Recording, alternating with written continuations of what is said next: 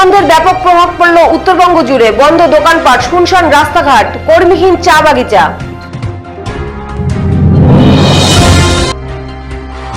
12 ঘন্টার বন্ধের প্রভাবে দোকানপাট বন্ধ, যানবাহনহীন রাস্তা। কোচবিহারে গ্রেপ্তার প্রচুর বিজেপি কর্মী সমর্থক।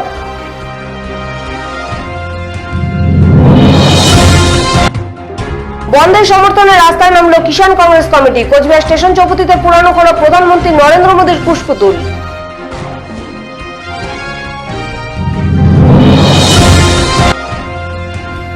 জোড়া বন্ধের মধ্যেও অস্থায়ী স্বাস্থ্যকর্মীদের আন্দোলনে সরগরম কোচবিহারের রাজপথ। অস্থায়ী স্বাস্থ্যকর্মীরা বিক্ষোভ দেখালো জেলা মুখ্য স্বাস্থ্য আধিকারিকের দপ্তরে।